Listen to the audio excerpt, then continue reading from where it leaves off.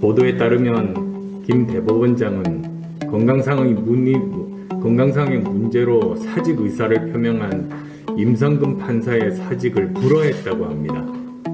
이유가 걸작입니다. 사직하면 탄핵이 불가능하기 때문이라는 겁니다. 이것은 후배의 목을 권력의 뇌물로 바친 겁니다. 민주당에 강력히 경고합니다. 당신들의 입맛에 맞는 판결만 내리는 법원을 바란다면 차라리 광화문 한복판에서 인민재판을 여는 건 어떻습니까? 장담컨대 가장 먼저 피고석에 앉을 사람들은 법관이 아니라 이 나라의 민주주의와 법치주의를 말살하고 있는 바로 당신들일 겁니다. 어디서 발생하든 불의는 세상 모든 곳에 정의를 위협한다. 유명한 흑인 인권운동가 마틴 루터 킹 목사께서 하신 말씀입니다. 수십 년 전에 남긴 말이지만 마치 2021년 대한민국의 상황을 미리 알고 하신 말씀 같습니다. 문재인 정권 출범 이후 가장 먼저 불의와 부정이 판친 곳은 바로 권력 핵심부와 행정부였습니다. 이 불의와 부정의 바이러스는 입법부까지 청와대가 시키는 대로 따르는 좀비로 만들었습니다. 이 바이러스가 이제는 법치주의 최후의 보루인 사법부마저 위협하고 있습니다. 그 중심에는 김명수 대법원장이 있습니다.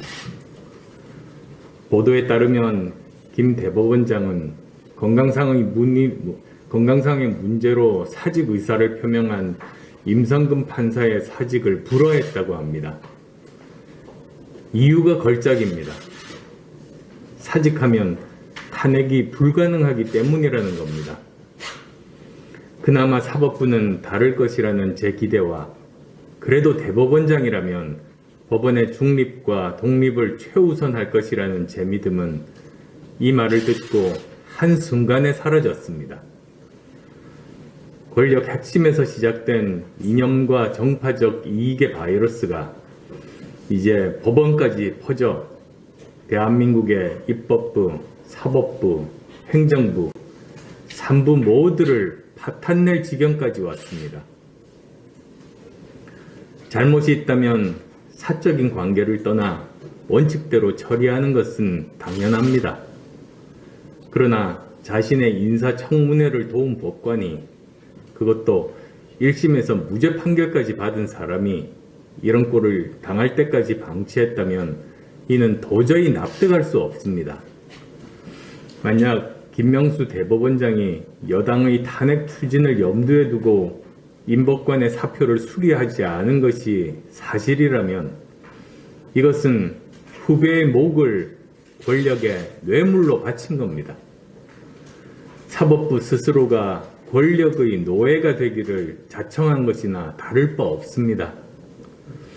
검찰 통제에 실패하자 공수처라는 권력의 시녀를 만든 이 정권은 지속적으로 법원을 압박하고 이제는 대법원장까지 나서 우리 사법부를 권력의 시녀보다도 못한 권력의 무수리로 만들고 있습니다.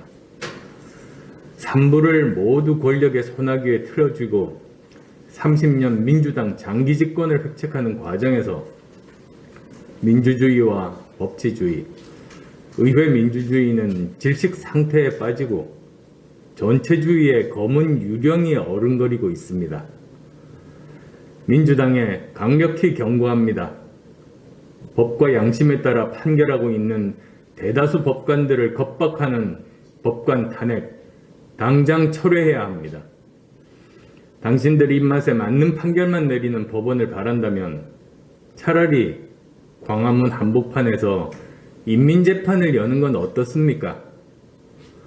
혹여라도 그런 재판이 열린다면 장담컨대 가장 먼저 피고석에 앉을 사람들은 법관이 아니라 이 나라의 민주주의와 법치주의를 말살하고 있는 바로 당신들일 겁니다. 김명수 대법원장과 대한민국 모든 법관들께 부탁드립니다. 법원은 권력자의 것도 대법원장 개인의 것도 아닌 법의 공정성과 법치주의의 신성함을 믿는 국민 모두의 것입니다. 정치가 법을 잡아먹고 정치가 판결을 좌우한다면 상권 분립에 바탕한 민주주의와 법치주의는 무너지는 것입니다.